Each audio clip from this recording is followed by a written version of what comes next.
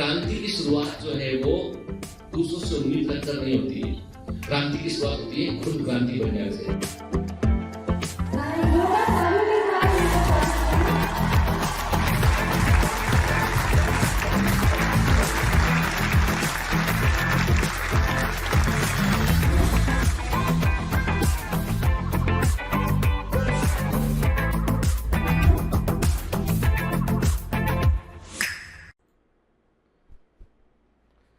Hello commandos, welcome to Biomentors classes online. I am doctor Jitendra Singh और बेटा हम पढ़ रहे हैं biotechnology principles and process, one of the very important chapter. याद रखिएगा, यदि इस चैप्टर को आपने अच्छे से तैयार किया है तो दूसरे कई सारे स्टूडेंट्स के ऊपर आप लीड ले सकते हैं, क्योंकि ये वो चैप्टर होता है जहां पर एग्जाम में जो भी क्वेश्चन आते हैं अधिकांश क्वेश्चन के गलत होने की संभावना होती है, क्योंकि क्वेश्चन जो है वो काफी हद तक जो है वो कॉन्सेप्चुअल क्वेश्चन होता है और इंफॉर्मेशन भी जो है वो बड़ी कॉम्प्लेक्स टाइप की होती है क्वेश्चन में। ठीक है, इसलिए हम जो है वो हर असाइन टास्क के पहले कुछ क्वेश्चन को सॉल्व करते हैं और हम देखते हैं कि क्या क्वेश्चन एग्जाम के अंदर पूछे गए। ठीक है ना, क्लियर कर दूं बेटा मैं कि हमको जो मैं आपको एमसीक्यू बता रहा हूं लेक्चर के पहले, वो एमसीक्यू के अलावा भी आपको जो है डीपीएस के अंदर जो क्वेश्चन मिल रहे हैं वो भी आपको सॉल्व करने हैं। आपको के आपकी जो एमसीक्यू बुक में जितने भी क्वेश्चन दे रखे हैं वो भी आपको सॉल्व करने हैं। स्पेशली जो क्वेश्चन एग्जाम में आए हुए हैं, ऐसा कोई भी क्वेश्चन आपको छोड़ना नहीं है। ठीक है ना बेटा, चलिए तो एक काम करते हैं कि आज का लेक्चर नंबर 5 जो है, जिसमें हम क्या देखने वाले हैं, आज के लेक्चर नंबर 5 में हम देखने वाले हैं बेटा रिकॉम्बिनेंट डीएनए टेक्नोलॉजी को डिटेल में देखेंगे, हम विस्तार से देखेंगे। हम देखेंगे कि जेल इलेक्ट्रोफोरेसिस का मतलब क्या होता है, कैसे हम इलेक्ट्रोफोरेसिस करते हैं उसको देखेंगे।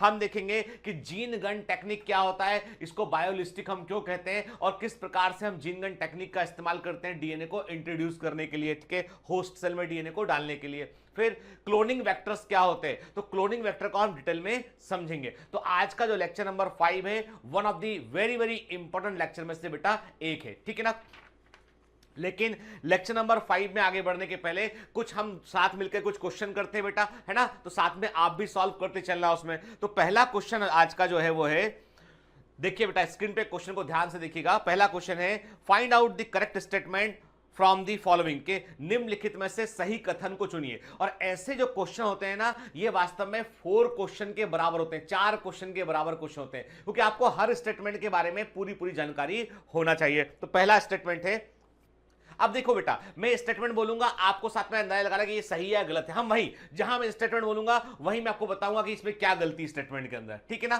साथ में तैयार है, रेडी? चलिए, तो पहला स्टेटमेंट है, Stanley Cohen and Herbert Boyer used plasmid of Escherichia coli for making rDNA. Stanley Cohen और हर्बर्ट बोयर ने जो है रिकॉम्बिनेंट डीएनए को बनाने के लिए उन एस्चेरिचिया कोलाई के प्लाज्मिड का उपयोग किया। यह स्टेटमेंट सही है या गलत है? क्या है बताइए, सही है कि गलत है? हम इसको 4 डिफरेंट क्वेश्चन के रूप में ले रहे हैं। हम सही है कि गलत है? ये स्टेटमेंट गलत है। गलत इसलिए है बेटा क्योंकि स्टेनले कोहेन और हर्बर्ट बोयर ने जो प्लाज्मिड यूज किया था वो साल्मोनेला टाइफीमुरियम का प्लाज्मिड था। वो क्लियर, याद आया? तो स्टेटमेंट पहला वाला तो गलत हो गया, हमको सही कथन चुनना है। फिर स्टेटमेंट नंबर जो है दूसरा स्टेटमेंट देखते हैं हम, बी सेकंड स्टेटमेंट देखते हैं, क्या लिखा है बेटा, the cutting of DNA at specific locations become possible due to discovery of enzyme ligase. Enzyme ligase की खोज के कारण डीएनए को हम विशेष स्थानों पर काट सकते हैं। अरे भाई, लाइगेज तो जोड़ने वाला एंजाइम है, काटने वाला एंजाइम कौन सा है? एंडोन्यूक्लियस। तो ये भी गलत हो गया स्टेटमेंट। ठीक है, फिर सी स्टेटमेंट देखते हैं हम, the plasmid can be used as vector to transfer an alien piece of DNA into the host organism। Plasmid का उपयोग हम वाहक के रूप में कर सकते हैं, जो बाहर के डीएनए के पीस को जो है वो होस्ट ऑर्गेनिज्म में इंटर कर सकता है। बिल्कुल सही स्टेटमेंट है, मतलब आंसर तो हमको मिल गया है, यानी इसको पहले क्वेश्चन का आंसर सी है वो हमको मिल चुका है। ठीक है, अब चौथा स्टेटमेंट क्यों गलत है देखते थे उसको हम।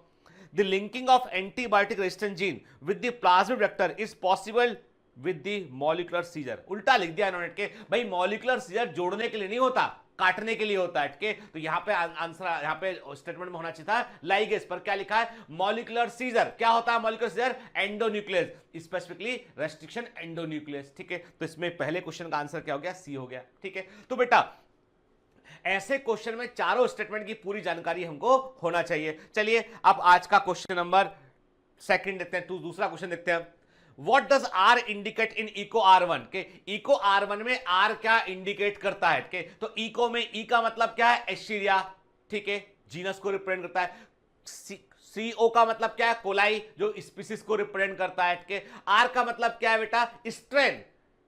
अब देखिए क्वेश्चन ऑप्शन में क्या लिखा है इन्होंने, जो ऑप्शन दे रखा है ऑप्शन ए दे रखा है enzyme isolated from species of bacteria. तो कायदे में ये देखो बेटा ये question as it is exam के अंदर पूछा गया था और एग्जाम के अंदर इस स्टेटमेंट में क्वेश्चन में गलती है। गलती ये है कि यहां पर स्पीसीज ऑफ बैक्टीरिया की बजाय स्ट्रेन ऑफ बैक्टीरिया होना चाहिए था, ठीक है, क्योंकि स्पीसीज तो कोलाई है उसकी ऑलरेडी, है ना बेटा, है ना। तो यहां पर अब चूंकि ऑप्शन बी देखिए जीनस ऑफ बैक्टीरिया गलत है, सीक्वेंस ऑफ एंजाइम ये भी गलत है क्योंकि आर सीक्वेंस ऑफ एंजाइम क्या होता है फर्स्ट होता है, रोमन लेटर लिखा है वो सीक्वेंस ऑफ एंजाइम होता है। स्पीसीज ऑफ बैक्टीरिया, ठीक है, तो स्पीसीज ऑफ बैक्टीरिया तो ऑलरेडी हमें मालूम है कि कोलाई है इसमें के। तो एक्चुअली में ये एग्जाम के अंदर क्वेश्चन में जो है वो मिसप्रिंटिंग हुआ है बेटा, जिपमर का क्वेश्चन है तो इसमें उन्होंने क्या लिख दिया है enzyme isolated from species of bacteria. कायदे में इसको ठीक कर लो, आप क्वेश्चन ठीक करो ना, लिख लो उसको स्ट्रेन ऑफ बैक्टीरिया, है ना बेटा। तो आंसर क्या हो गया, इसका आंसर हो गया एट के ई फॉर एस्चीरिया जीनस को रिप्रेजेंट करता है, सीओ कोलाई स्पीसीज को रिप्रेजेंट करता है, R for strain of bacteria, ठीक है, उसको रिप्रेजेंट करता है, और फर्स्ट क्या है वो सीक्वेंस ऑफ डिस्कवरी के। तो इको R1 पहला खोजा गया रेस्ट्रिक्शन एंडोन्यूक्लियस एंजाइम था जो एस्चीरिया कोलाई से मिला था। तो कंफ्यूज मत करना इसको, ठीक है, इसको हिंद थर्ड से सेकंड से थर्ड से कंफ्यूज मत करना बेटा, ठीक है। चलिए तो क्वेश्चन नंबर सेकंड का आंसर हो गया है ए। उसमें करेक्शन है क्या है बेटा, स्पीसीज ऑफ बैक्टीरिया की जगह क्या होगा वो स्ट्रेन ऑफ बैक्टीरिया होगा। क्लियर, ठीक है, क्योंकि क्वेश्चन अगली बार यदि मान लो ये क्वेश्चन रिपीट किया उन्होंने तो ये क्वेश्चन को वो करेक्ट करके देंगे, है ना, तो याद रखना हमको। अभी हम एग्जाम वाले क्वेश्चन लगा रहे हैं। क्वेश्चन नंबर 3 है which of the following statement does not hold true for restriction enzyme. कौन सा स्टेटमेंट रेस्ट्रिक्शन एंजाइम के लिए सत्य नहीं है, तो गलत को पहचानना है हमको, ठीक है। पहला option A it recognises A palindromic nucleotide sequence, बिल्कुल सही है, यानी रेस्ट्रिक्शन एंडोन्यूक्लियस पैलिंड्रोमिक सीक्वेंस को पहचान कर कट लगाता है। दो तरह के एंड प्रोड्यूस करता है, स्टिकी एंड प्रोड्यूस करता है और ब्लंट एंड प्रोड्यूस करता है। लेक्चर नंबर 4 में बताया हुआ है इसके बारे में, ठीक है। फिर दूसरा option it is an endonuclease, बिल्कुल सही बात है, रेस्ट्रिक्शन एंडोन्यूक्लियस एक तरह का एंडोन्यूक्लियस होता है जो विशेष स्थानों पर कट लगाता है, ये भी सही है। It is isolated from viruses, एकदम गलत, वायरस से रेस्ट्रिक्शन एंडोन्यूक्लियस हमको नहीं मिलता है, बैक्टीरिया से मिलता है जो बैक्टीरिया को वायरस के इन्फेक्शन से बचाता है। तो उसका जो है वो स्टेटमेंट नंबर जो है वो सी इज रॉन्ग, कि तो इसका मतलब आंसर क्या, अब पूछा क्या था उसने आपसे कौन सा स्टेटमेंट जो है वो सही नहीं है, नॉट ट्रू फॉर रेस्ट्रिक्शन, तो आंसर आपको मिल गया इसमें सी के। क्लियर, ऑप्शन डी क्या है, it produces the same kind of sticky and in different DNA molecule. भाई जब भी कभी हमें दो अलग अलग डीएनए जोड़ने होते हैं तो same type of restriction enzyme का इस्तेमाल करते हैं ताकि दोनों को काटने पे जो स्टिकी एंड मिले हमें, जो ओवरहैंग मिले हमें वो एक समान मिले। जैसे GATTC याद है ना आपको, इको R1 काम करता है जिससे हम उनको जोड़ सके आपस में, है ना। अब नेक्स्ट करते हैं हम क्वेश्चन नंबर 4 पे हम आते हैं। क्वेश्चन नंबर 4 है, 4 ही है ना क्वेश्चन नंबर के, हाँ कि 1 2 हाँ 3 क्वेश्चन नंबर 4 है in genetic engineering restriction endonuclease cut DNA at specific regions known as, के आनुवांशिक अभियांत्रिकी में रेस्ट्रिक्शन एंडोन्यूक्लियस डीएनए को विशेष स्थानों पर काटता है जिन्हें कहते हैं, क्या कहते हैं इनको। ऑप्शन ए है प्रमोटर रीजन, एकदम गलत। प्रमोटर रीजन किसके लिए होता है, डीएनए रेप्लिकेशन के लिए होता है, के ट्रांसक्रिप्शन के लिए होता है, ठीक है। फिर basically promoter is connected with the transcription, it is also play important role in the replication but promoter is very important for the transcription, कि तो हम यहाँ पे replication को हटाते हैं, कंफ्यूज नहीं करते इन्फॉर्मेशन को, हमें मालूम है कि promoter is very important for the expression of DNA, transcription के लिए जरूरी होता है, ठीक है। अब पैलिंड्रोमिक सीक्वेंस, बिल्कुल सही बात है, पैलिंड्रोमिक सीक्वेंस उल्टा सीधा पढ़ने में एक समान होते हैं, जैसे कि GATTC, उसको आप उसका कॉम्प्लीमेंट्री सीक्वेंस क्या होगा सामने वाले पे, यदि आप अपोजिट डायरेक्शन पढ़ोगे क्या होगा वो GATTC होगा, ओके। जैसे इंग्लिश वर्ड है मलयालम, MA, है ना, देखिए स्पेलिंग क्या है बेटा इसकी मलयालम की, MALAYALAM मलयालम। आप इधर से लिखो उधर से लिखो, आपको उल्टा सीधा पढ़ने में सेम आएगा। पैलिंड्रोमिक सीक्वेंस होते हैं, ठीक है। तो हमने क्या कहा कि पैलिंड्रोमिक सीक्वेंस पर एंडोन्यूक्लियस काम करता है, बिल्कुल सही है, तो आंसर हमको मिल गया यहाँ पे, ठीक है। फिर question number 5 enzyme that cleave nucleic acid within the polynucleotide chain is known as, वो एंजाइम जो डीएनए को पॉलीन्यूक्लियोटाइड जो वो एंजाइम जो नाभिकीय अम्ल को न्यूक्लिक एसिड को पॉलीन्यूक्लियोटाइड चेन के अंदर काटता है, सिरे से काटेगा तो एक्सोन्यूक्लियस, अंदर काटेगा तो एंडोन्यूक्लियस। आपके सामने फिर आंसर आ गया, इसका आंसर है एंडोन्यूक्लियस। क्वेश्चन नंबर जो है वो 5 का आंसर क्या आ गया बेटा, क्वेश्चन नंबर 5 का आंसर आ गया A endonuclease. Question number 6, which amongst the following refer to the recombinant DNA, इनमें से कौन सा रिकॉम्बिनेंट डीएनए है बताना है आपको के। विच amongst the following refer to the recombinant DNA। Option A दे रखा है host DNA plus fragment of foreign DNA, option B दे रखा है host DNA plus selectable marker, option C दे रखा है host DNA plus Taq polymerase, option D दे रखा है होस्ट डीएनए प्लस एच-न्यूक्लियाई। आंसर क्या है इसका बेटा? इसका आंसर है host DNA plus fragment of foreign DNA, उसको बोलते हैं हम आरडीएनए या रिकॉम्बिनेंट डीएनए कहते हैं। सिंपल सा क्वेश्चन है, ठीक है। अब बात करते हैं हम क्वेश्चन नंबर जो है वो हमने 6 देखा है, क्वेश्चन नंबर 7 देखते हैं। यहां पे हम identify the DNA segment which is not a palindromic sequence, इसमें से वो सीक्वेंस पहचानिए जो एक पैलिंड्रोमिक सीक्वेंस नहीं है, ठीक है। अब आपको ध्यान से पढ़ना है, यानी 5 प्राइम से 3 प्राइम दोनों स्ट्रैंड को 5 प्राइम से 3 प्राइम ध्यान से पढ़ना है। यदि एक समान होंगे तो वो पैलिंड्रोमिक सीक्वेंस है। पहला देखिए GAATTC 5 प्राइम से 3 प्राइम, फिर हमने नीचे वाला स्ट्रैंड पढ़ा GAATTC 5 प्राइम से 3 प्राइम, पैलिंड्रोमिक सीक्वेंस है, ठीक है। ऑप्शन बी पढ़ते हैं CCC GGG 5 प्राइम से 3 प्राइम, फिर 5 प्राइम से 3 प्राइम पढ़ा, नीचे वाला स्टैंड पढ़ा हमने CCC GGG, ये भी पैलिंड्रोमिक सीक्वेंस है। ऑप्शन सी पढ़ते हैं GGATCC 5 प्राइम से 3 प्राइम के, और फिर नीचे वाला स्टैंड भी क्या लिखा इसमें CCATGG। अब ये तो पैरिंग ही नहीं होगा इसका, तो ऐसे के जो बना हुआ है इसके अंदर के, तो ये जो ऑप्शन सी है वो एकदम ही जो है ये पैलिंड्रोमिक सीक्वेंस हो ही नहीं सकता है, क्योंकि जो है यहां पर 5 प्राइम से 3 प्राइम पढ़ने पर जो है हमको 5 प्राइम से 3 प्राइम पढ़ने पर हमको जो सेम डायरेक्शन नहीं मिल रहा है यहां पे हमको, ठीक है ना, क्लियर। और ये ऑप्शन सी जो है वो it is not a true palindromic sequence के। ऑप्शन डी देख लेते हैं, चलिए हम GC GG CC GC, ठीक है, ये हमने देखा यहाँ पे 5 प्राइम 3 प्राइम के, फिर 5 प्राइम 3 प्राइम हमने देखा यहाँ पे GC GG CC GC, ठीक है। बिल्कुल दोनों सीक्वेंस एक समान है 5 प्राइम 3 प्राइम पढ़ने पर, इसका मतलब ये क्या है बेटा, ये जो है वो पैलिंड्रोमिक सीक्वेंस है, ठीक है। तो इसका आंसर आ गया सी, है ना, ठीक है। एक बार चेक कर लो, हाँ बिल्कुल सही है ना, ठीक है। हाँ, अब आते हैं हम नेक्स्ट क्वेश्चन पे आते हैं हम के, तो कितने क्वेश्चन हो गए हमारे? क्वेश्चन नंबर 1 2 3 4 5 6 7 8, क्वेश्चन नंबर 8 पर हम आते हैं। क्वेश्चन नंबर 8 क्या कहता है आपसे? Identify the palindromic sequence in the following west sequence के, इन निम्नलिखित में से आपको, अब उल्टा क्वेश्चन है, अब आपको पैलिंड्रोमिक सीक्वेंस पहचानना है, बताइए आपके। अब देखिए जो ऑप्शन ए है CGATA 5 प्राइम से 3 प्राइम, और दूसरा 5 प्राइम से 3 प्राइम क्या है वो TATCG, नहीं, दोनों डायरेक्शन 5 प्राइम 3 प्राइम पढ़ने पे एक समान होना चाहिए, तो पैलिंड्रोमिक सीक्वेंस होगा, तो ये नहीं है, ठीक है। ऑप्शन बी देख लेते हैं हम GGATCC और 5 प्राइम से 3 प्राइम है, नीचे वाला स्टैंड कॉम्प्लीमेंट स्टैंड क्या है उसका 5 प्राइम से 3 प्राइम पढ़ोगे तो वो है GGATCC, मतलब ऑप्शन बी मिल गया हमें, that is the palindromic sequence के।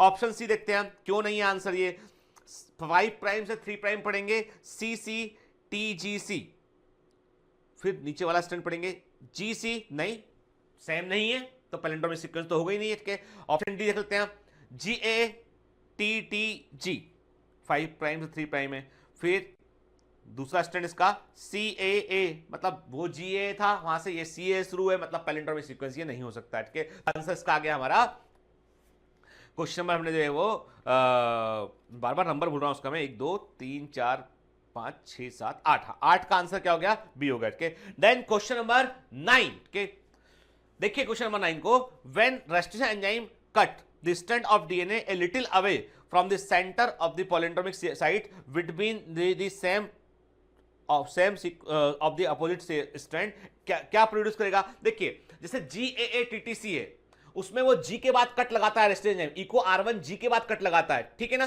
पढ़ा है ना हमने पिछली क्लास में, ठीक है। तो जब कभी जो है पैलिंड्रोमिक सीक्वेंस में कट जो है ठीक बीच में नहीं लगता है, एक किसी कॉर्नर में लगता है कट के, तो उससे क्या होता है, उससे स्टिकी एंड बनते हैं, तो इसका आंसर है स्टिकी एंड। पिछली क्लास में बात करता है कि इको R1 क्या प्रोड्यूस करता है? स्टिकी एंड प्रोड्यूस करता है, ठीक है। अब क्वेश्चन नंबर जो है वो 10 देख रहे हैं आज का हम, जो इस पे कई सारे बच्चों ने इस क्वेश्चन को पूछा कि सर इसका आंसर क्या होगा। तो क्वेश्चन ये है, Which of the following restriction enzyme produces blunt end? कौन सा रेस्टिशन एंजाइम जो है ब्लंट एंड प्रोड्यूस करता है? ब्लंट एंड का मतलब है कि उसमें जो है वो ठीक बीच से, जो पैलिंड्रोमिक सीक्वेंस उसको ठीक बीच में से काट देगा, तो ओवरहैंग नहीं निकलेंगे। जैसे जो स्टिकी एंड इसको बोलते हैं, स्टिकी एंड क्या होते हैं? डीएनए काटने के बाद जो ओवरहैंग निकले होते हैं उन्हें हम स्टिकी एंड बोलते हैं बेटा, है ना, ठीक है, जैसे GATTC में हमने G के बाद क्या कट किया तो एक G रह गया और TTC बाहर निकला रहेगा उसमें। तो जो अनपेयर्ड न्यूक्लियोटाइड सिरे पर, डीएनए के सिरे पर जो अनपेयर्ड न्यूक्लियोटाइड होते हैं उन्हें हम स्टिकी एंड्स कहते हैं। ये मैंने आपको मॉलिक्यूलर बायोलॉजी में भी बताया था, मैंने आपको जब मॉलिक्यूलर बेसिस ऑफ इनहेरिटेंस पढ़ रहा तब भी बताया था मैंने आपको ये, और ये मैंने आपको जो है वो कब बताया मैंने इसको, आपको पिछली क्लास में भी बताया आपको मैंने, ठीक है। तो अब यहां पर आपको बताना ब्लंट एंड मतलब ठीक बीच से काटेगा। तो देखते हैं हम ऑप्शन क्या है। HIND हिन थर्ड जो है हीमोफ्लस इन्फ्लुएंजा से मिलने वाला जो है वो रेस्ट्रिक्शन एंडोन्यूक्लियस है जो कि स्टिकी एंड प्रोड्यूस करता है। ये वास्तव में जो है वो ए जो है ये कट लगाता है, ये बेटा ए के बदले ये कट लगाता है जो है AGCTT में ये ए के बाद कट लगाता है, मतलब ये स्टिक एंड, इतना याद रखो ये स्टिक एंड प्रोड्यूस करता है। अब आप बोलोगे सर ये इंफॉर्मेशन याद कैसे करें हम, तो एक काम करता हूं, मैं आपको एक परफॉर्मेंस इनहांसमेंट शीट प्रोवाइड कर देता हूं जिसमें कि आपको ब्लंट एंड वाले 4-5, मैं आपको ज्यादा दूंगा, 5 एंजाइम में से जो ब्लंट एंड प्रोड्यूस करते हैं, 5 एंजाइम में से जो स्टिक एंड प्रोड्यूस करते हैं, जिनके एग्जाम में आने की संभावना है, जो मोस्ट इंपॉर्टेंट है, मोस्ट कॉमनली यूज होते हैं, वो आपको लिस्ट प्रोवाइड करता हूं। उसको बेटा कहीं दीवार पे चिपका लेना, देख लेना उसको, ठीक है, क्योंकि ये बड़ा रैंडम वेक क्वेश्चन था ये, ठीक है। ऐसा क्वेश्चन जनरली वो नीट में पूछते नहीं, परंतु कभी मैंने कहा ना 10% क्वेश्चन ऐसे होते हैं जो थोड़े से हायर लेवल के होते हैं, तो उसके लिए हमको तैयार रखना अपने आप को, ठीक है। फिर तो हिंद थर्ड तो इसका आंसर नहीं होगा, ठीक है। दूसरा ऑप्शन है SAL फर्स्ट के सॉल फर्स्ट, ये स्ट्रेप्टोमाइसिस एल्बस से मिलने वाला रेस्ट्रिक्शन एंडोन्यूक्लियस एंजाइम है। स्ट्रेप्टोमाइसिस एल्बस से मिलने वाला रेस्ट्रिक्शन एंडोन्यूक्लियस एंजाइम है साल फर्स्ट, और ये कट लगाता है बेटा, ये जिस सीक्वेंस को काटता है वो है GTC-GAC के GTC-GAC, तो G और T के बीच में कट लगाता है। जब कट ठीक बीच में ना लग के किनारे पर लगता है तो क्या बनता है, स्टिक एंड बनता है। तो साल फर्स्ट भी स्टिक एंड प्रोड्यूस करता है, ठीक है। ऑप्शन सी है इको R5 के, इको R5 जो है वो एस्चेरिया कोलाई से मिलता है, और ये कहां कट लगाता है, ये कट लगाता है GAT-ATC सीक्वेंस जो है वो जिस पेलेंड्रोम में सीक्वेंस कट लाता है वो है GAT-ATC, तो ये GAT के बाद ठीक बीच में कट लगाता है। जो इको R5 है ये ठीक बीच में कट लगाता है, GAT कट लगाएगा ATC, ठीक है, नीचे भी कट वहीं लगाएगा वो जो है वो GAT-ATC के बीच में कट लगाएगा। तो GAT तो थ्री तरफ बीच में ठीक बीच में कट लगाएगा। तो इको R5 जो होता है वो ब्लंट एंड प्रोड्यूस करता है, ये दिमाग में डाल लो अच्छे से, ठीक है। रिपीट होगा तो यही क्वेश्चन रिपीट होगा, याद रखना आप, ठीक है। फिर चौथा ऑप्शन है XHO1 के जो फर्स्ट के XHO फर्स्ट जो कि जेंथोमोनास से मिलने वाला रेस्ट्रिक्शन एंडोन्यूक्लियस है, और ये भी स्टिक एंड प्रोड्यूस करता है। ये कट लगाता है जी जो सीक्वेंस को काटता है वो है GCTCGAC, ठीक है। तो ये इतना याद रखो आप, क्योंकि इस तरह का क्वेश्चन आएगा नहीं बेटा, ये रैंडम वेग ऑप्शन है इसके, तो ये जो है आपका स्टिक एंड को ये प्रोड्यूस करता है, ठीक है। तो जो इंपॉर्टेंट है वो है बेटा, चूंकि एस्चेरिया कोलाई, ये क्यों आया क्वेश्चन ये, क्योंकि एस्चेरिया कोलाई से एक एंजाइम ऐसा भी मिलता है जो ब्लंट एंड प्रोड्यूस करता है, वो रेस्ट्रिक्शन एंडोन्यूक्लियस एंजाइम होता है इको R5, क्लियर, ठीक है। 5वें नंबर पे खोजा गया इसलिए R5 है वो। तो चलिए आज के हमारे जो है 10 क्वेश्चन पूरे हुए जिनको हमने देखा, और हमको बहुत सारा कुछ एडिशनल इंफॉर्मेशन यहां पर बेटा मिला हमें के। तो आपको भी यदि कोई क्वेश्चन ऐसा लगता है कि जहां पे आपको थोड़ा सा हेल्प की रिक्वायरमेंट है तो मुझे प्रोवाइड कर दीजिए, हम डिस्कस कर लेंगे क्लास में बेटा उसको, है ना, ठीक है।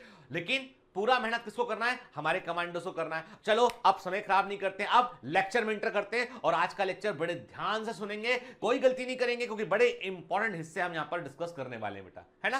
तो चलिए लेक्चर में एंटर करते हैं।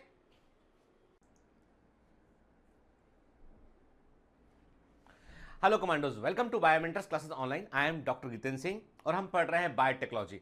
तो बेटा बायोटेक्नोलॉजी में पिछली क्लासेस में हमने क्या देखा, हमने देखा कि रिकॉम्बिनेंट डीएनए टेक्नोलॉजी का मतलब क्या होता है, हमने देखा कि रेस्ट्रिक्शन एंडोन्यूक्लियस क्यों बैक्टीरिया के अंदर पाए जाते हैं, कैसे वो काम करते हैं, ब्लंट एंड क्या होता है, ओवरहैंग्स का मतलब क्या होता है, और हम एक ही रेस्ट्रिक्शन एंडोन्यूक्लियस एंजाइम का इस्तेमाल जो है वो वेक्टर डीएनए के लिए और जो है वो दूसरे हम डिजायरेबल जीन वाले डीएनए के लिए क्यों करते हैं हम के। तो मैंने आपसे कहा था कि रिकॉम्बिनेंट डीएनए टेक्नोलॉजी का ओवरऑल पर्सपेक्टिव ये था, ओवरऑल मतलब ये था उस बात से कि हमें एक फॉरेन डीएनए या जिसको हम बोलते हैं डीएनए ऑफ इंटरेस्ट या जीन ऑफ इंटरेस्ट, उसको हमें प्लाज्मिड में इंटर कराना था ताकि बैक्टीरिया हमारे लिए प्रोडक्शन तैयार कर सके, ठीक है।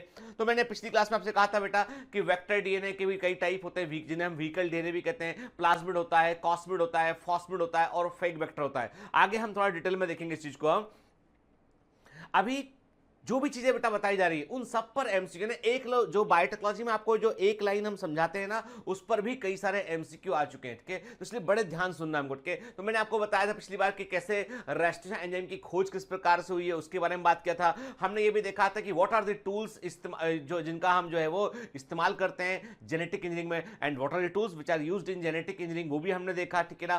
क्लियर। चलिए तो एक ब्रीफ रिव्यू लेते हैं हम और आगे कंटिन्यू करते हैं यहाँ पर हम। तो हम क्या देख रहे हैं, अब देखो कई बच्चों का बोला सर बायोटेक्नोलॉजी का जो लेक्चर है उसमें 2 दिन का 3 दिन का कई बार गैप हो जाता है बेटा, तो उसमें चूंकि हमारा और भी चैप्टर साथ में पैरेलल चल रहे हैं तो गैप को इंटेंशनली रखा जाता है ताकि आप बायोटेक का एक हिस्सा पढ़ने के बाद आप एमसीक्यू लगा सके आप, ठीक है। क्योंकि बहुत सारे एमसीक्यू के डीपीएस में भी आपको कई सारे एमसीक्यू हम प्रोवाइड करते हैं, तो एमसीक्यू लगाना जरूरी है बेटा, ठीक है। और उस हिस्से को आपको जो है वो बार बार उसे रिकॉल करना, उसे देखना है बार बार आपको, ताकि दिमाग में आपके सेट हो जाए। रटना नहीं है, समझना है, ठीक है। चलिए तो पिछली क्लास में हमने बात की थी बेटा कि इको R1 में इको R1 का ई का मतलब को क्या होता है, को कह रहे हैं, मैंने आपको बताया था बेटा कि चलिए अब एक काम करेंगे, आप मुझे कमेंट में लिख भेजेंगे, बताएंगे, मैं आपसे पूछ रहा हूं कि आपसे पूछ रहा हूं और आप आंसर करेंगे मेरे को, ठीक है। कि जो रेस्टिट्यूशन एंजाइम का जो नॉमेनक्लेचर होता है उसमें इस ई का मतलब क्या है, इस को का मतलब क्या है, आर का मतलब क्या है और फर्स्ट का मतलब क्या है, ठीक है। ये चारों चीजों के मतलब आप मुझे बताएंगे कि इको आर जो है वो R1 का मतलब क्या है, ठीक है। फिर आप ही मुझे बताएंगे हिंद सेकंड का मतलब क्या है, ठीक है, इसका मतलब क्या है, ये भी आप मुझे बताएंगे। समझ गए बेटा कि एच का मतलब क्या है, आईएन का मतलब क्या है, डी का मतलब क्या है, सेकंड का मतलब क्या है, कि यहाँ भी 4 हिस्से हैं बेटा इसमें। एच का मतलब क्या है, आईएन का मतलब क्या है, डी का मतलब क्या है और सेकंड का मतलब क्या है, ठीक है। आप बताएंगे, कौन बताएगा, मेरा कमांडो बताएगा। चलिए फिर पिछली बार मैंने आपसे कहा था कि स्टिकी एंड्स, अब ये स्टिकी एंड क्या होते हैं इसकी डेफिनेशन भी आप मुझे कमेंट में लिख भेजें। आज मैं बहुत सारा काम करवा रहा हूं आपसे, ठीक है, और करवाऊंगा, ठीक है। आज आप कमेंट में सब लिख भेजेंगे जो जो बच्चे लेक्चर देख रहे हैं, क्योंकि मुझे जो है वो जानना है कि हम सीख रहे हैं, ठीक है। जब हम अब आप बोलोगे सर आपको क्या फायदा होता है कमेंट में, अरे भाई मैं जानना चाहता हूं कि आप जो पढ़ रहे हो, सुन रहे हो, समझ भी रहे हो नहीं समझ रहे हो, ठीक है। तो आप लिख भेजेंगे कि what are the meaning of sticky ends, ने स्टिकी एंड्स का मतलब क्या होता है, ठीक है।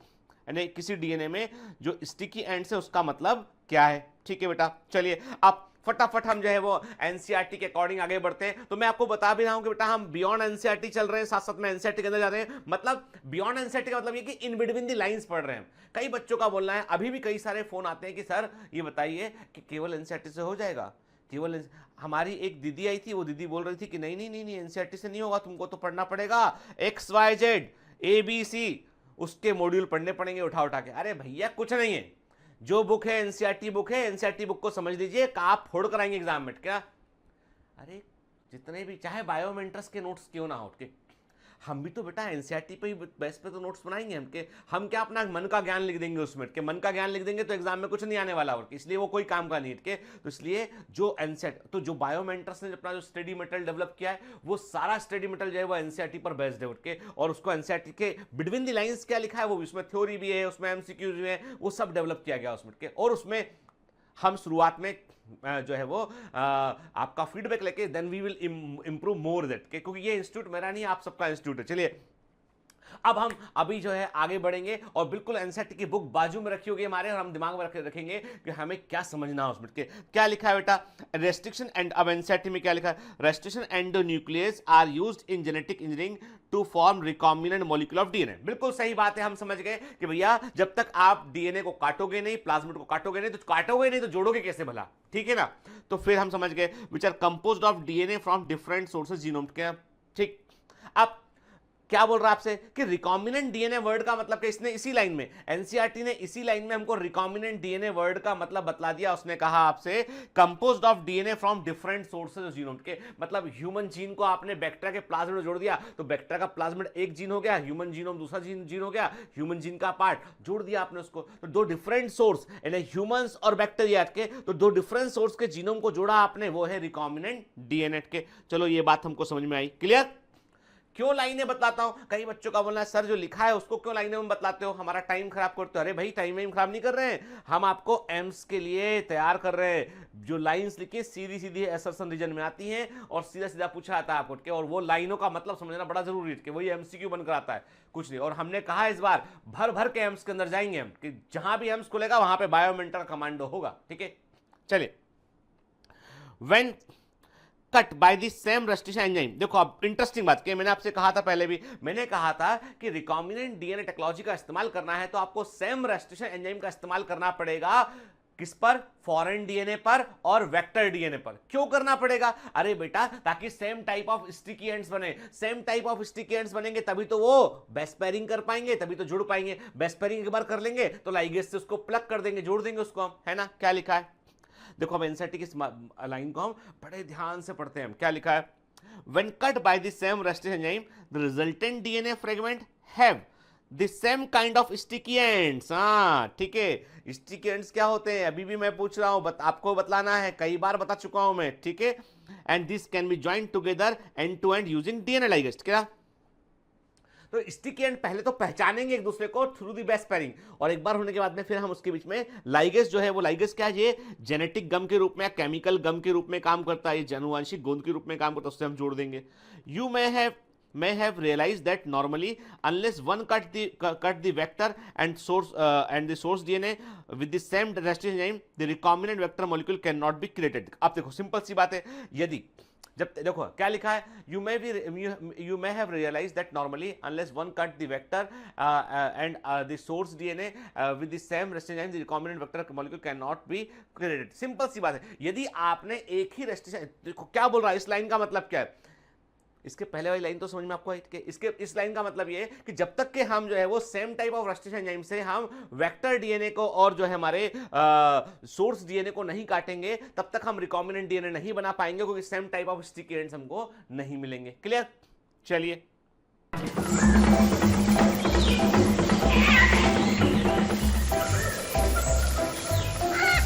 Hello. Sorry to disturb you in between the lecture, but it's important to inform you. You should download the BioMentors app from Google Play Store. We need your support, so please take the subscription to become an official commando of BioMentors. Bye bye. Continue your lecture. अब हम इसको आपको जो NCERT में लिखा है उसको हम डायग्रामेटिकली बताते हैं, ये दिमाग में रखना और हो सके तो बना लेना डायग्राम, ठीक है। क्या देखा बेटा हमने कहा कि ये देखो, ये हमने कहा ये वो डीएनए है जिसको हमने बोला ये है वेक्टर, ये वेक्टर डीएनए है, और ये क्या है, ये हमारा जो है वो फॉरेन डीएनए या डीएनए ऑफ इंटरेस्ट, किसको हम डीएनए ऑफ इंटरेस्ट भी कहते हैं, फॉरेन डीएनए भी कहते हैं।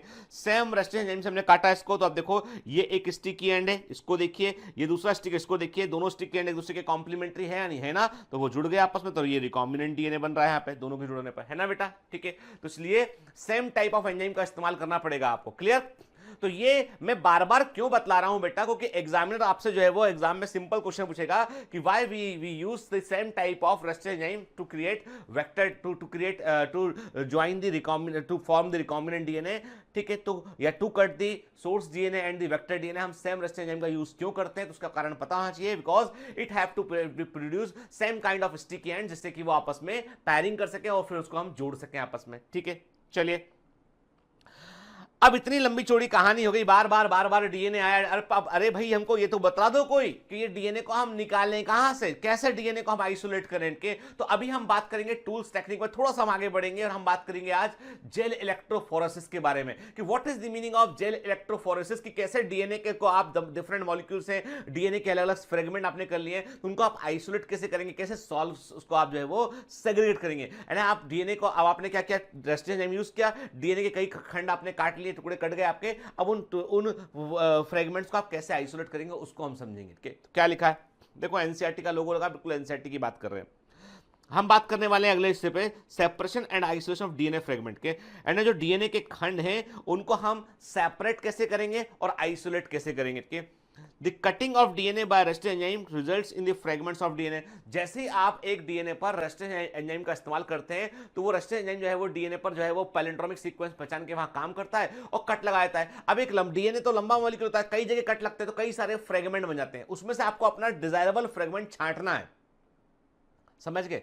आपको क्या है कि जब आपने रेस्ट्रिक्शन एंजाइम इस्तेमाल किया तो डीएनए के फ्रेगमेंट्स हो गए। अब कई सारे डीएनए में वो सेम रेस्ट्रिक्शन साइट हो सकता है बेटा, जो सेम पैलिंड्रोमिक सीक्वेंस हो सकता है, तो अब रेस्ट्रिक्शन साइट पे पैलिंड्रोमिक सीक्वेंस पे कट लगाया। अब आपको पता है कि हमको कौन सा डीएनए फ्रेगमेंट चाहिए, वो आपको मालूम होना चाहिए कि तो उसको हम आइसोलेट कैसे करेंगे, उसकी टेक्निक की हम बात कर रहे हैं।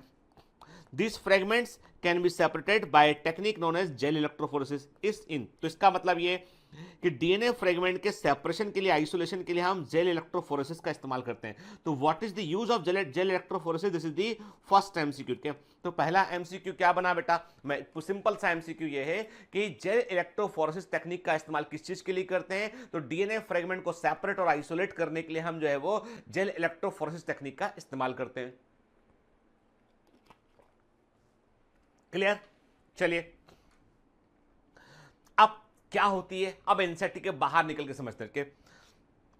Gel electrophoresis is a technique used for the separation of DNA, RNA, protein molecule using an electric field applied to a gel matrix। Simple see electrophoresis word का इस्तेमाल किया है कि जेल मतलब मीडियम जेली के समान है। जेली में जो है वो कुछ कुछ पोटेंशियल स्पेस होते हैं। जेली जो होती है वो एक मैट्रिक्स के समान होती है, एक जाल के समान होती है। उसमें पोटेंशियल जगह होंगी जहां से मॉलिक्यूल आयन पार्टिकल मूव कर पाएंगे। क्या? तो जेल का यूज करेंगे, इसलिए हमने जेल वर्ड यूज किया।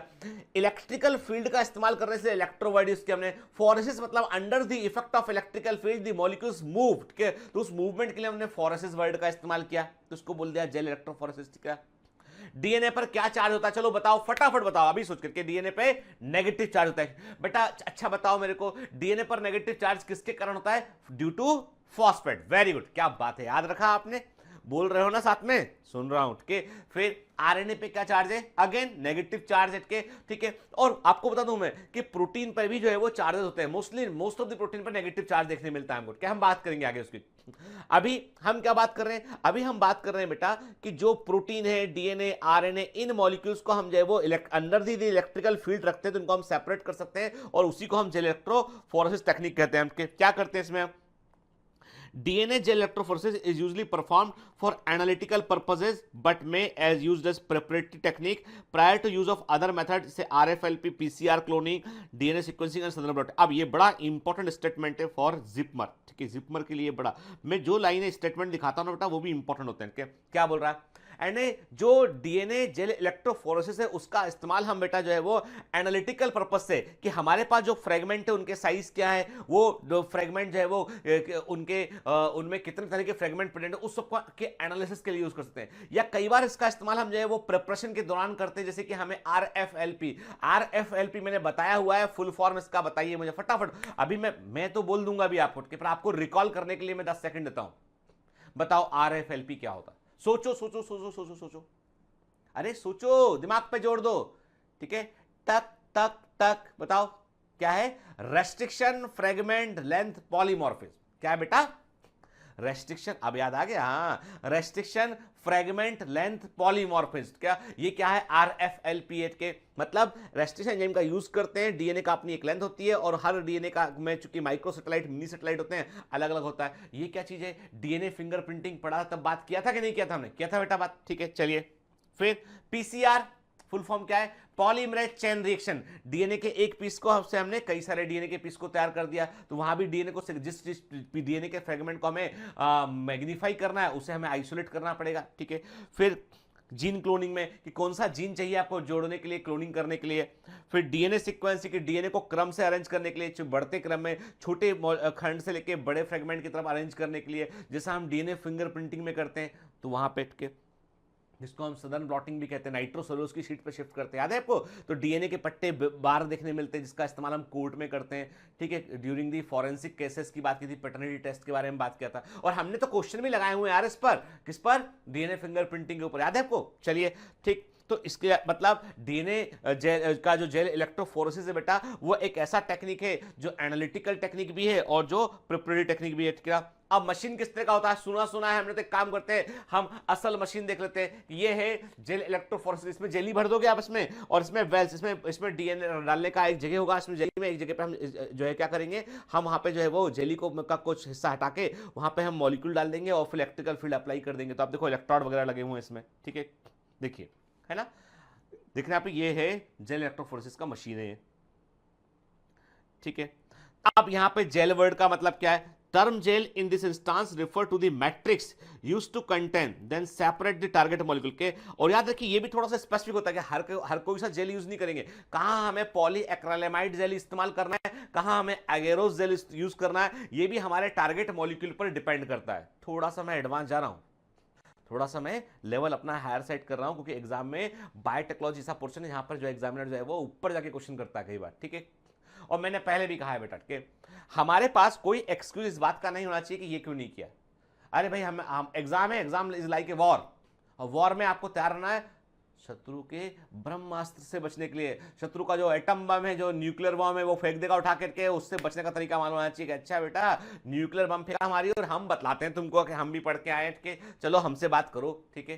ठीक है, तो हमें चैलेंज है, एग्जामिनर आपको इस तरफ एक चैलेंज फेंकता है और चैलेंज को हमें एक्शन है। बायोमेंटर्स का कमांडो, मैं कमांडो क्यों बोलता हूं? कमांडो इसलिए बोलता हूं क्योंकि जो है हम हर परिस्थिति के लिए तैयार है, हर जंग के लिए तैयार है, हर चुनौती हमें स्वीकार है और जीत से कम हमें कुछ भी नहीं चाहिए, ठीक है। चलिए, तो हमने क्या कहा आपसे, जेल जो होता है वो वास्तव में एक प्रकार से हम कहते हैं कि मैट्रिक्स के रूप में के लिए यूज करते हैं, जो टारगेट मॉलिक्यूल पर डिपेंड करता है। क्या फॉर एग्जांपल मैंने आपसे कहा कि in most cases gel is a cross linked polymer. अब ये जो जेल इलेक्ट्रोफोरेसिस में जेल है वो किस तरह का molecule, basically cross linked polymer. अब आप बोलोगे सर ये क्रॉस लिंक्ड पॉलीमर समझ में आया, मतलब मैंने आपसे कहा कि ये जेल का स्ट्रक्चर देखो इस तरह का कुछ होगा, ठीक है। देखिए मैं आपको बताता हूं, जिससे आप देखिए गौर से देखें, आपको मेरा, और देखिए गौर से, आपको मेरा चेहरा फिंगर्स के पीछे नजर आ रहा है, आपको देखो, आप दिख रहे हैं, ठीक है, मेरी आंख दिख रही है आपको, है ना, ठीक है, बिल्कुल। ये जो है इस मैट्रिक्स से आप कुछ ये तो ऐसे समझ लीजिए, ऐसे क्रॉस लिंक पॉलीमर होते हैं, ऐसे क्रॉस लिंक पॉलीमर होते हैं जिनसे मॉलिक्यूल जो है वो मूव अंदर। यदि देखो, जब तक देखो ये क्रॉस लिंक पॉलीमर है, जैसे मैंने आपसे कहा ये क्रॉस लिंक पॉलीमर है, क्रॉस लिंक पॉलीमर है, मतलब ये पोर दिखाई पड़ रहा है आपको, ठीक है। फॉर एग्जांपल मैंने आपसे कहा कि ये दिस इज द पोर, है ना, देखिए आप, है ना, क्रॉसलिंक पॉलीमर।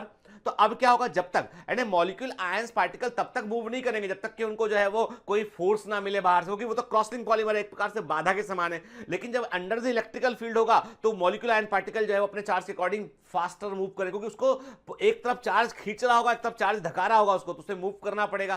तो ये क्रॉसलिंक पॉलीमर बड़े काम आते हैं। क्या लिखा है इसमें, gel is a crosslink polymer whose composition and porosity is chosen based on the specific weight and composition of target to be, यानी किस प्रोटीन के लिए अलग होगा, डीएनए के लिए अलग होगा, आरएनए के लिए अलग होगा, क्या मॉलिक्यूल आप आइसोलेट करना है उस पर डिपेंड करता है। जैसे डीएनए के लिए जनरली एगेरोस जेल का यूज करते हैं, किसका यूज करते हैं, एगेरोस जेल का यूज करते हैं। प्रोटीन के लिए जनरली हम पॉलीएक्राइलेमाइड जेल का यूज करते हैं, ठीक है, उस पर डिपेंड करता है, ठीक। फिर सेपरेटिंग प्रोटीन एंड स्मॉलर, जैसे प्रोटीन हुआ, आरएनए हुआ, इनको सेपरेट करना है तो हम पॉलीएक्राइलेमाइड जेल का यूज करते हैं। तो हम क्या बोलते हैं, पॉलीएक्राइलेमाइड जेल इलेक्ट्रोफोरेसिस। तो पेज का फुल फॉर्म क्या होता है, ये एम्स के अंदर पूछा गया था, आपको मालूम होना चाहिए, ठीक है। तो पेज का फुल फॉर्म होता है पॉलीएक्राइलेमाइड जेल इलेक्ट्रोफोरेसिस, ठीक है ना बेटा, है ना। तो पेज क्या होता है ना, समझ गए आप बात को, क्या बात है, ठीक है। अच्छा, आपने वो देखा है, एस पेज भी देखा होगा आपने, सोडियम डोडासाइल, ठीक है। तो एक एस पेज भी होता है। चलो हम उतना डिटेल में नहीं जाते, अभी इतना समझते हैं हम कि पेज का मतलब ये होता है बेटा पॉलीएक्राइलेमाइड जेल इलेक्ट्रोफोरेसिस, ठीक है ना, याद रखना, भूलना मत इस वर्ड को, ठीक। अब लार्जर न्यूक्लिक एसिड से डीएनए की बात करें, उसके लिए क्या करते हैं हम, एगेरोस जेल का यूज करते हैं। किसका यूज करते हैं हम, एगेरोस जेल का यूज करते हैं, है ना। चलिए, फिर इलेक्ट्रोफोरेसिस का मतलब क्या है, अब एग्जामिनर मान लो पूछ ले आपसे, और कई बार क्या होता है जो बच्चे 12th बोर्ड में के जो स्टूडेंट है ना, उनसे ये सब चीजें कहां पूछी जाती है, वाइवा में पूछ ली जाती है उनसे,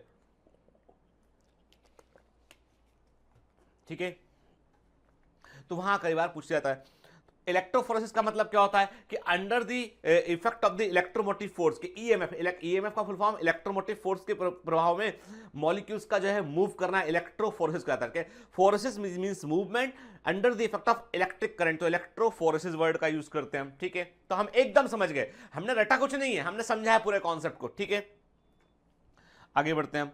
फिर by placing molecules in the gel and applying the electrical field, the molecule will move through the matrix at different rates determined largely by their mass, okay, towards the anode if negatively charged and towards the cathode if positively charged, okay। Simple सी बात है, anode पर plus charge होता है, cathode पर minus charge होता है, यानी कैथोड जो होता है उस पर बेटा माइनस चार्ज होगा, एनोड पे क्या होगा, प्लस चार्ज होगा। तो जो मॉलिक्यूल जो है वो नेगेटिव चार्ज होंगे वो कहां मूव करेंगे, वो एनोड की मूव करेंगे, और जो मॉलिक्यूल पॉजिटिव चार्ज होंगे वो कैथोड की मूव करेंगे। तो डीएनए कहां मूव करेगा, एनोड की ओर या कैथोड की ओर, फटाफट कमेंट में लिख बताओ मुझे, भेजो चलो, कि डीएनए कहां मूव करेगा, एनोड की ओर मूव करेगा या कैथोड की ओर मूव करेगा डीएनए, ठीक है। चलिए और सबसे बड़ी बात, ये जो अब जो मॉलिक्यूल आयन पार्टिकल मूव करेंगे, जो डीएनए के फ्रेगमेंट मूव करेंगे ना, वो इस बात पर डिपेंड करेगा उनका साइज क्या है। बड़ा फ्रेगमेंट होगा तो उसको जेली में से निकलने में टाइम लगेगा उसको, तो वो पीछे रह जाएगा, और छोटा फ्रेगमेंट डीएनए का होगा तो वो तेजी से आगे निकल जाएगा। तो डीएनए जो है वो कैसे, और जैसे मैंने आपसे कहा कि हमने जो है वो इलेक्ट्रोफोरेसिस किया है यहाँ पे हमने के, तो हमने क्या किया, हमने जो है वो, ठीक है, इलेक्ट्रोफोरेसिस किया हमने, तो मॉलिक्यूल क्या डिपेंड करेगा, वो सबसे आगे सबसे छोटा मॉलिक्यूल होगा, सबसे पीछे सबसे बड़ा मॉलिक्यूल होगा। After the electrophoresis complete the molecule in gel can be stand to make them visible. जैसे इलेक्ट्रोफोरेसिस कंप्लीट होगा तो हम वहां पे स्टैंड का इस्तेमाल करेंगे। अब प्रश्न अगला क्वेश्चन जो एम्स के लिए, जिपमर के लिए और नीट के लिए इंपॉर्टेंट एमसीक्यू है बेटा, जिस पर वो जो है वो कई सारे लोग बोल्ड हो जाते हैं। ठीक है, ये बाउंसर क्वेश्चन है, लिखा हुआ है एनसीईआरटी के अंदर, अभी आपको एनसीईआरटी के अंदर भी दिखला देता हूं। क्या है, इथीडियम ब्रोमाइड, सिल्वर ब्रोमाइड और कुमेसी ब्लू डाई, ये वो स्टेन होते हैं जिनका इस्तेमाल जो है हम जेल इलेक्ट्रोफोरेसिस के दौरान करते हैं, मॉलिक्यूल को देखने के लिए, कि उनको देखने के लिए हम यूज करते हैं। ठीक है, और कई बार क्या करते हैं, if the analyte molecule fluorescence under the ultraviolet light, कुछ मॉलिक्यूल ऐसे होते हैं जो फ्लोरोसेंस को रिलीज करते हैं, उनको हम अल्ट्रावायलेट लाइट में देखते हैं और उसका एक इमेज मिल जाता है हमको, तो हम पता लगा पाते हैं कि मॉलिक्यूल जो है वो किस प्रकार से अपने आप को सेग्रीगेट किए, किस प्रकार से वो अलग अलग हुए। ठीक है, देखिए आप, ये हम क्या देख रहे हैं, हमने स्टैंड का इस्तेमाल किया, तो आप देखिए कि छोटे बड़े फ्रेगमेंट अपने आप को अरेंज दिखा रहे हैं यहाँ पे, तो आप देखेंगे अरेंजमेंट आपको दिखाई पड़ रहा है, तो ऐसे हमको फ्रेगमेंट जो है वो दिखाई पड़ते हैं।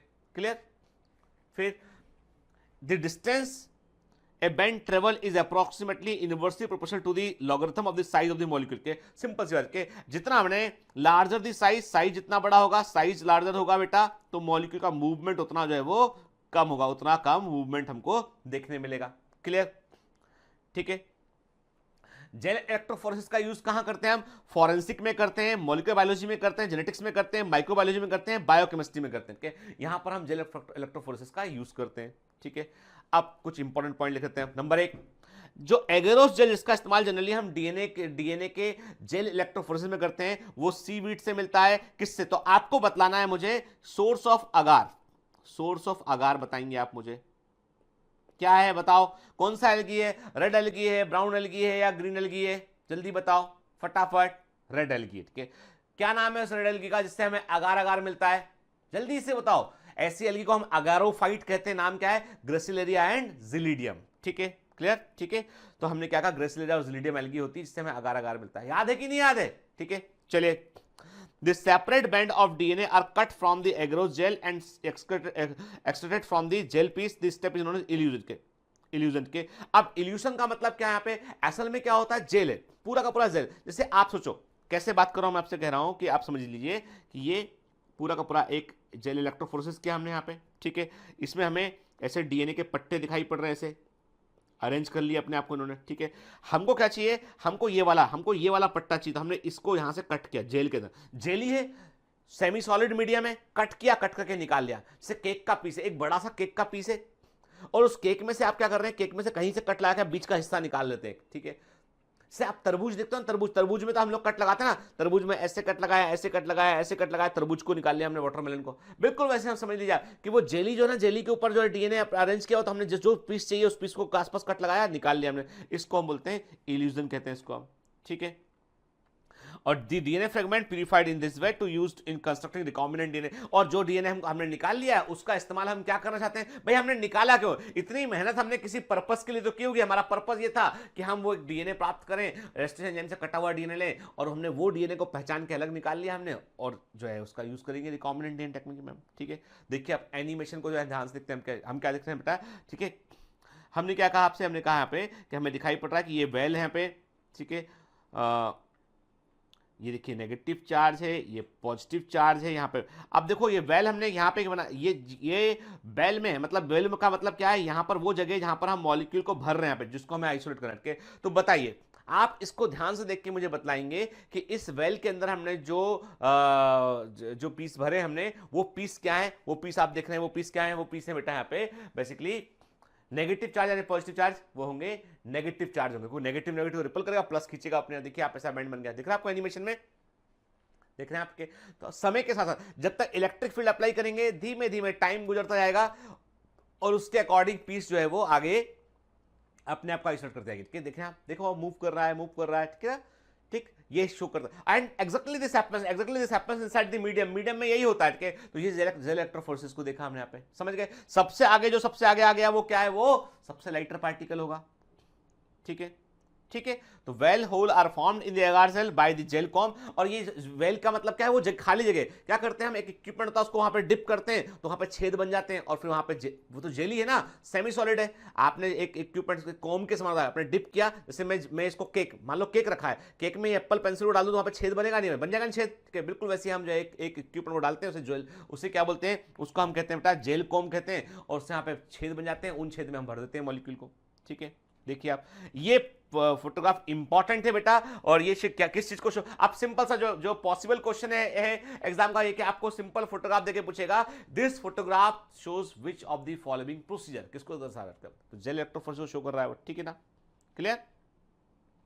अब एनसीईआरटी में क्या लिखा उसको देख लेते हैं, क्योंकि हमको संतोष तभी मिलेगा हमको जब एनसीईआरटी दिख जाएगी सामने, ठीक है। देखते हैं, since DNA fragment are negatively charge, मालूम चल गया आपको, ठीक है, they can be separated by forcing them to move towards the anode। अरे वाह, जो क्वेश्चन पूछा था उसका आंसर तो डायरेक्ट लिखा हुआ है एनसीईआरटी में, ठीक है।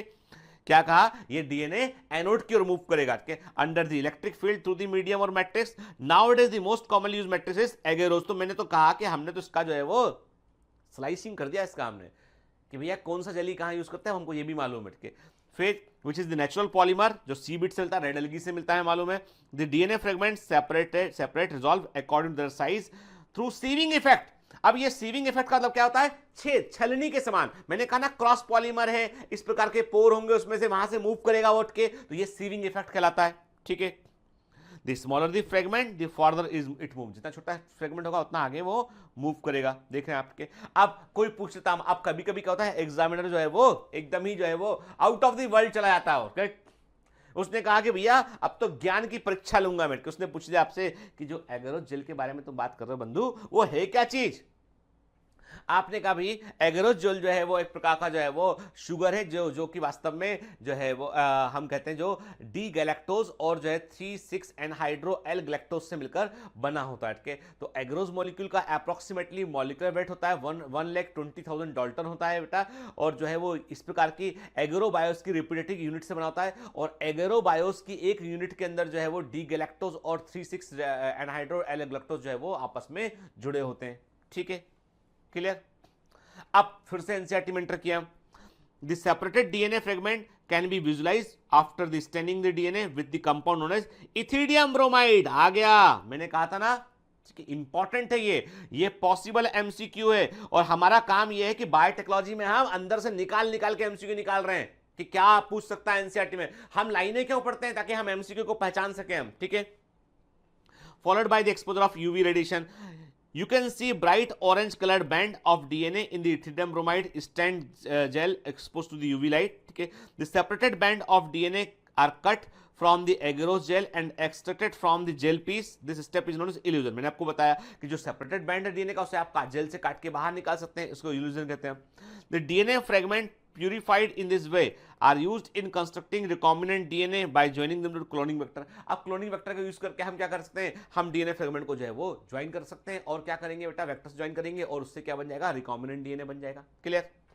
चलिए, ये हम देख रहे हैं कि इथिडियम ब्रोमाइड का यूज करने के बाद में हमको किस प्रकार से डीएनए फ्रेगमेंट जो है वो दिखाई पड़ता है, एक इमेज देख रहे हैं यहाँ पे हम, है ना, ठीक है, समझ लीजिए आप, ये बिल्कुल एंड फ्रेगमेंट साइज के अकॉर्डिंग अपने आपको अरेंज कर लेंगे, ठीक है। अब बात करते हैं, क्या कोई और तरीका भी है, कि हम जो है वो जीन को जो है वो इंटर कर सकें, जिसे मैंने आपसे कहा ना कि तो तरीका हो गया। अब हम बात कर रहे हैं कि हम, जिसे हमको मालूम है कि हमें ये मालूम है कि वेक्टर जो होता है, प्लाज्मिड एक वेक्टर है, फॉस्मिड एक वेक्टर है, कॉस्मिड एक वेक्टर है, और बैक्टीरियोफेज एक वेक्टर है। क्या कोई तरीका एट साइंस में ऐसा खोजा गया है कि हम जिससे डीएनए को डायरेक्ट सेल के अंदर इंटर कर दें हमके। और कई बार क्या होता है कि डायरेक्ट सेल के अंदर ये इंटर कराने में, मैंने पहले भी आपसे कहा कि डीएनए जब तक फॉरेन डीएनए बना रहेगा, सेल उसे एक्सेप्ट नहीं कर पाती, उसे डिस्ट्रॉय कर देगी, क्या। लेकिन कई बार प्लांट के अंदर ये केस सक्सेसफुल देखा गया है। पौधों में यदि आप केवल डीएनए को बाहर से अंदर इंटर करा दें तो कई बार वो डीएनए काम कर जाता है, कई बार, मैंने क्या वर्ड यूज किया, कई बार वो डीएनए काम कर जाता है। तो इसलिए प्लांट के लिए एक नई तकनीक यूज करते हैं, जिसको हम जीन गन या बायोलिस्टिक कहते हैं, और gene gun biolistic is important for JIPMER examination, ठीक है। क्या होता है देखते हैं। Gene gun is a new technique for DNA transfer और gene transfer. Gene gun DNA transfer और जीन ट्रांसफर की एक नई टेक्निक है और इसमें हमें वेक्टर जनरेट किए विच, तो एग्जामिनर आपसे नीट के अंदर या एम्स के अंदर पूछ सकता है कि वो कौन सी टेक्निक है, वो कौन सी तकनीक है जिसमें कि हम रिकॉम्बिनेंट डीएनए के ट्रांसफर, जिसमें कि हम फॉरेन डीएनए को सेल के अंदर डालने के लिए हमें वेक्टर की रिक्वायरमेंट नहीं होती है। तो बगैर वेक्टर के यदि फॉरेन डीएनए को आपको सेल के अंदर डालना है तो आपको जीन गन या बायोलिस्टिक टेक्निक का यूज करना पड़ेगा। और इस टेक्निक को स्पेशली प्लांट के लिए डेवलप किया गया। अब आप बोलोगे सर ये बार बार प्लांट का जिक्र क्यों आ रहा है? क्योंकि इसलिए आ रहा है क्योंकि प्लांट में सेल वॉल होती है, पौधे जो होते हैं वो कॉम्प्लेक्स होते हैं कंपेरेटिव, उनमें इतना, उसमें जो है वो इतना आसान नहीं होता है, इसलिए प्लांट के लिए इस टेक्निक को इस्तेमाल किया गया है। बैक्टीरिया के लिए तो वही वो जो टेक्निक है ना, टेक्निक है हमारी रिकॉम्बिनेंट डीएनए को प्लाज्मिड से जुड़ के अंदर कर दिया, बैक्टीरियोफेज का यूज कर लिया, वो सब टेक्निक बैक्टीरिया के लिए बड़ी यूजफुल है, इवन एनिमल सेल के लिए यूजफुल है। लेकिन प्लांट सेल में थोड़ा सा डिफरेंट मैकेनिज्म होता है, थोड़ा सा कॉम्प्लिकेशन ज्यादा होते हैं, इसलिए वहां पे कई बार हम जीन गन का यूज करते हैं। ठीक है, और ये सक्सेसफुली जीन को एंटर करते हैं सेल्स के अंदर, और ये है जीन गन।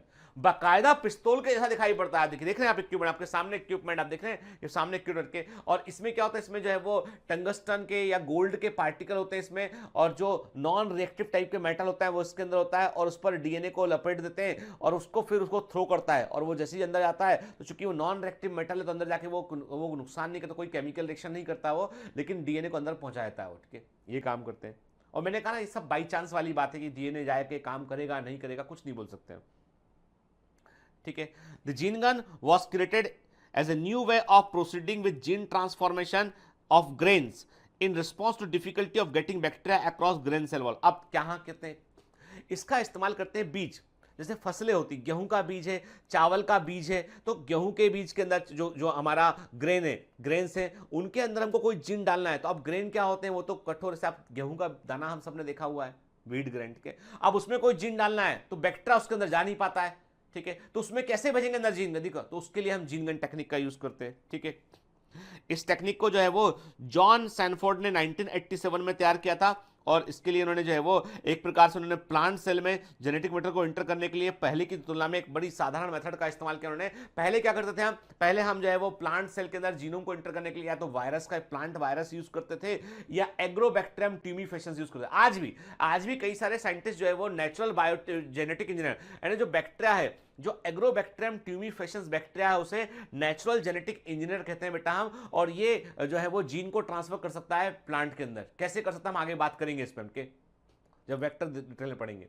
अभी हम इतना, अभी बिल्कुल तैयार रहिएगा, बायोटेक्नोलॉजी में कोई जल्दबाजी नहीं। यदि आप मुझसे बोलेंगे सर ऐसा कर दो, लंबा लेक्चर लेके खत्म कर दो, तो मैं खत्म करने नहीं आया उनके, मैं यहाँ पे समझाने आया, तो मेरे को टाइम देना पड़ेगा आपको समझाने के लिए। ठीक है बेटा, तो बायोटेक्नोलॉजी टॉपिक के साथ यहाँ पे हम थोड़ा सा समय लेके समझते हुए, बाकी सब पैरेलल चल ही रहा है फास्ट स्पीड में बेटा, लेकिन इस चैप्टर में थोड़ा समय अपने आपको देना पड़ेगा। ठीक है, अब तो क्या है, हम एग्रोबैक्टीरियम ट्यूमीफेशंस का यूज करते हैं जिसको, और एग्रोबैक्टीरियम ट्यूमीफेशन जो है वो प्लांट के लिए इस्तेमाल होने वाला सबसे कॉमन बैक्टीरिया, जिसको हम नेचुरल प्लांट जेनेटिक इंजीनियर भी कहते हैं। अब एग्रोबैक्टीरियम को हम नेचुरल प्लांट जेनेटिक इंजीनियर क्यों कहते हैं हम आगे बात करेंगे इसके ऊपर, लेकिन वो सबसे अच्छा वेक्टर है। वायरस भी यूज करते हैं, लेकिन कई प्लांट में वो सक्सेसफुल होता है, कई प्लांट में एग्रोबैक्टीरियम इन्फेक्शन नहीं कर पाता, कई प्लांट में कोई वायरस जिसका हम यूज कर रहे हैं वेक्टर के रूप में वो इन्फेक्शन नहीं कर पाता, तो फिर क्या करेंगे, तो हम जीन गन का यूज करेंगे। ठीक है, a gene gun has a wide range of uses today, can be used in many organisms such as bacteria, yeast and mammalian cell line, particularly those which have previously been difficult or impossible to transfect such as non-dividing cell or primary cell। अब simple सी बात है, वो क्या बोल रहा है, वो कह रहा है आपसे कई बार क्या होता है कि कुछ बैक्टीरिया है, कुछ ईस्ट है, कुछ मेमेलियन सेल लाइन है, जिनमें आप आसानी से रिकॉम्बिनेंट डीएनए को इंटर नहीं कर पा रहे हैं, और जहां पर आपकी टेक्निक फेल हो चुकी है, जहां पर आप फॉरेन डीएनए को डालना चाहते हैं पर आप डाल नहीं पा रहे हैं, तो वहां पर आप जीन गन का यूज कर सकते हैं। ठीक है, इट हैज बीन, अब देखो, अब सिंपल, वो क्या बोल रहा है आपसे, वो कह रहा है कि आपको जो है मान लो क्लोरोप्लास्ट के अंदर डालना है डीएनए। आप क्लोरोप्लास्ट को तो कोई बैक्टीरिया अटैक करते ही नहीं है भाई, क्लोरोप्लास्ट के अंदर आप चाहते हैं कि फोटोसिंथेसिस की प्रोसेस को आप थोड़ा मॉडिफाई करें, और क्लोरोप्लास्ट में डीएनए आपको डालना है, तो उसके क्लोरोप्लास्ट को अटैक करने वाला ना तो कोई वायरस है, कोई ऐसा वायरस बैक्टीरिया नहीं है जो स्पेसिफिकली क्लोरोप्लास्ट को अटैक करता हो।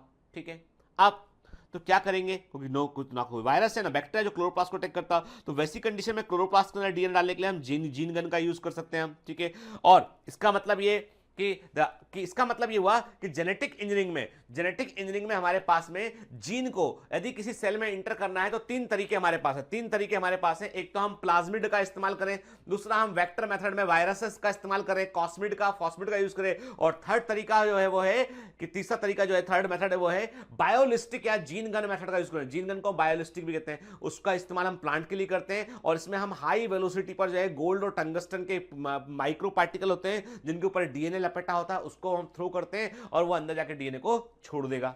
ठीक है, क्लियर?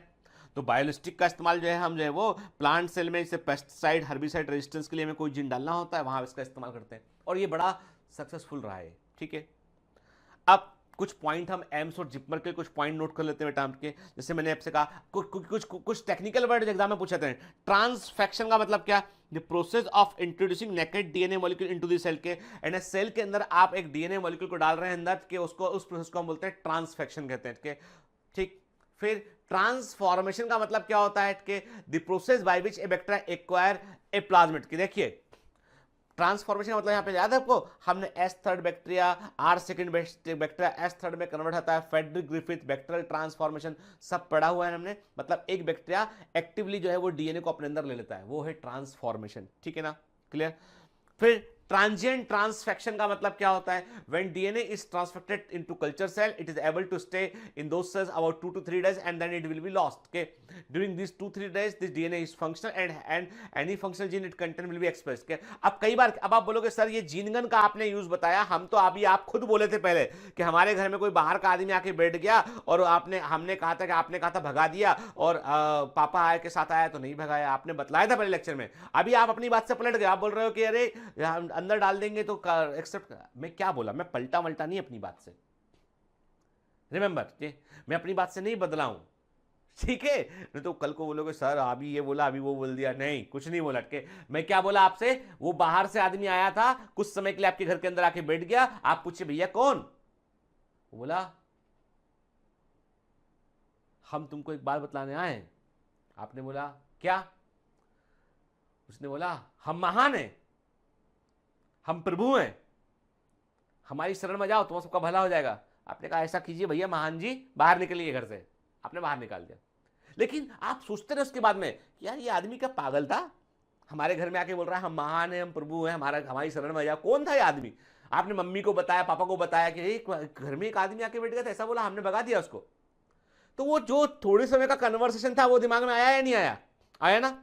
तो आपने जीन गन का यूज किया, डीएनए को अंदर डाल दिया आपने, ट्रांजिएंट ट्रांसफॉर्मेशन, कुछ समय के लिए वो डीएनए अंदर गया, आपने आपकी सेल ने स्कैन किया कि ये डीएनए कहां से, डीएनए जितनी देर से वो डीएनए अंदर प्रेजेंट रहा, उसने थटक वर्ड, उसने डीएनए, उसने आरएनए पॉलीमरेज यूज किया, ट्रांसक्रिप्शन किया, उसने अपना प्रोटीन वोटीन बनाया। इतने में सेल ने कहा रुक जाओ बॉस, ये जो बना रहा है ना ये हमारा नहीं है, ये पता नहीं कहां से आया है, नष्ट कर दो, हटा दो। 1-2 दिन में सेल को मालूम चला, सेल ने उस डीएनए को डिस्ट्रॉय कर दिया, लेकिन उतनी देर में वो कुछ प्रोटीन बना गया जो हर्बिसाइड रेजिस्टेंस या पेस्टिसाइड रेजिस्टेंस प्रोटीन थे। बस आपका पर्पस पूरा हो गया। आपका पर्पस जब तक हटा उतनी देर में प्रोटीन उसके अंदर आ गया, वो पर्पस पूरा हो गया। ठीक है, तो कुछ और ये सब बड़ी, ये जो हम बातें कर रहे हैं ना, हमको बड़े, हम तो बड़े एकदम जीरो लेवल में बात कर रहे हैं। ये बायोटेक्नोलॉजी, जेनेटिक इंजीनियरिंग बिल्कुल हाई लेवल साइंस है। ठीक है, आगे आप कभी कभी रिसर्च में गए तो आपको जानने मिलेगा सब चीजें। ठीक है, तो ये होता है ट्रांजिएंट ट्रांसफेक्शन। फिर स्टेबल ट्रांसफेक्शन का मतलब क्या होता है कि आपने जो डीएनए अंदर जीन जो आपने एंटर किया है वो जीन हमेशा के लिए अंदर रह जाएगा के, और ये हमेशा के लिए जो सेल के अंदर प्रेजेंट रहेगा। और ऐसा जनरली रिकॉम्बिनेंट डीएनए टेक्नोलॉजी की हेल्प से आप कर सकते हो कि बैक्टीरिया में एक बार डाला आपने प्लाज्मिड की हेल्प से और हमेशा के लिए वो जीन अंदर रह गया, तो वो स्टेबल ट्रांसफेक्शन कहलाता है। क्लियर? क्लियर बेटा? ठीक है, अब बात करते हैं क्लोनिंग वेक्टर्स की, बात करते हैं कि क्लोनिंग वेक्टर जो है वो क्या होते हैं, what are the cloning vector के। अब मैंने आपसे कहा बेटा प्लाज्मिड हुए, बैक्टीरियोफेज हुए, इनकी एबिलिटी होती है कि अपने आप को वेक्टर, जो मैंने कहा बैक्टीरिया के अंदर रेप्लिकेट कर सकते हैं। जो और सबसे इंपॉर्टेंट बात ये कि क्या लिखा हमने कहा आपसे कि क्रोमोसोमल डीएनए जो मेन जीनोम होता है, मेन जीनोम से इंडिपेंडेंट प्लाज्मिड अपनी कॉपी तैयार कर सकता है, इसलिए प्लाज्मिड एक बेस्ट वेक्टर है। और वायरस का इन्फेक्शन, वायरस भी अपनी कॉपी तैयार कर सकता है। तो इसका मतलब ये हुआ कि जो दोनों के दोनों जो होते हैं वो दोनों का इस्तेमाल हम जो है वो क्लोनिंग वेक्टर के रूप में कर सकते हैं। ठीक है, Bacteriophage because they have high number per cell as very high copy number of their genome within the bacterial cell के। तो बैक्टीरियोफेज जो होते हैं वो भी बड़ी तेजी से मल्टीप्लाई करते हैं अपने आप को, तो वो भी बैक्टीरिया सेल के अंदर जाके अपनी कई सारी कॉपी तैयार करते हैं। प्लाज्मिड भी जो है वो अलग डिपेंड करता है प्लाज्मिड में कि किस तरह का प्लाज्मिड है और सेल के लेवल पे वो कितना इफेक्टिव है। तो कई प्लाज्मिड बड़ा फास्ट मल्टीप्लाई करते हैं, कई प्लाज्मिड थोड़ा स्लो मल्टीप्लाई करते हैं, लेकिन वो मेन जीनोम से इंडिपेंडेंट अपने आप को मल्टीप्लाई कर सकते हैं, ठीक है ना। अब if we are able to link an alien piece of DNA, alien piece of DNA का मतलब क्या है बेटा, ये फॉरेन डीएनए है ना, फॉरेन डीएनए, या हमने क्या बोला डिजायरेबल डीएनए, ठीक है, ये सब वर्ड यूज करते हैं कि इसको बैक्टीरियोफेज में और प्लाज्मिड में डीएनए में हम जोड़ दें तो हम इसको मल्टीप्लाई कर सकते हैं, सेल के अंदर कई कॉपी तैयार कर सकते हैं। Vector used at present are engineered in such a way, आज जो वेक्टर हम इस्तेमाल करते हैं उनको ऐसे तैयार करते हैं कि ये आसानी से फॉरेन डीएनए को जो है वो सेल के अंदर जो है वो ले आ सकते हैं, और हम जिस सेल के अंदर फॉरेन डीएनए इंटर कर चुका है उस सेल को हम जिस सेल के अंदर फॉरेन डीएनए इंटर नहीं किया है उससे हम सेपरेट कर सकते हैं, पहचान सकते हैं अलग उसको हम, मतलब रिकॉम्बिनेंट और नॉन रिकॉम्बिनेंट को अलग अलग हम पहचान सकते हैं। अगली क्लास में हम बात करेंगे इसमें कि कैसे पहचान सकते हैं, इस पर हम बात करेंगे। क्या एंटीबायोटिक रेजिस्टेंस जो है वो इंपॉर्टेंट चीज होता है, इसके लिए क्या तरीका है, उसको क्या पहचानने का तरीका है, इस पर हम बात करेंगे। तो मतलब ये है बेटा कि वेक्टर, देखो सिंपल सी बात है, कई सारे वेक्टर अपने किसके पास वो प्लाज्मिड गया नहीं गया हमें नहीं मालूम, तो हम जो है वो रिकॉम्बिनेंट और नॉन रिकॉम्बिनेंट में डिफरेंस पहचान सकते हैं, ठीक है।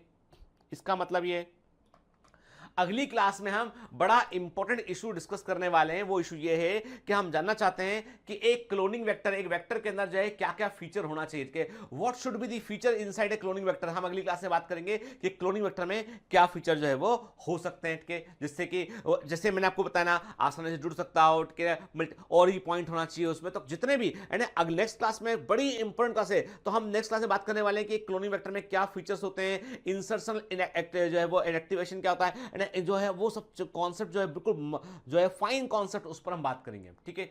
तो साथ बने रहिए बेटा और पढ़ते रहिए, मेहनत करते रहिए, ऑल दी बेस्ट, ठीक है। और दूसरी बात ये है कि please don't forget to solve DPS जरूर लगाया कीजिए बेटा इसमें, और इंपॉर्टेंट नेट के, और ये पोर्शन जो है हम जो भी पढ़ रहे हैं हर लेक्चर से क्वेश्चन, बायोटेक्नोलॉजी का हर लेक्चर से क्वेश्चन आएगा, याद रखना आपका एक क्वेश्चन हर लेक्चर से, इसलिए बड़ा इंपॉर्टेंट के। और बायोटेक्नोलॉजी में 7, 8, 9, 10 कई बड़ी संख्या में क्वेश्चन एग्जाम में पूछ लेता है कई बार के, और बड़े इंपॉर्टेंट पोर्शन है इसके, तो इसलिए मेहनत करते रहिए, पढ़ते रहिए बेटा, all the best.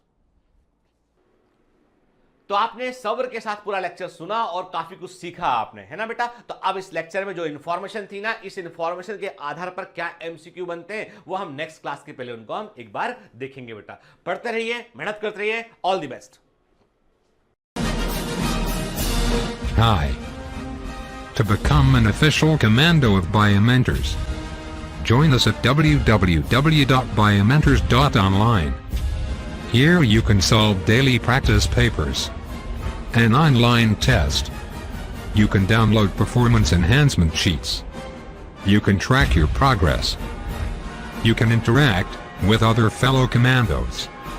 Join us and prepare yourself. It's a commando training for your success. Download Biomentors online app from Google Play Store.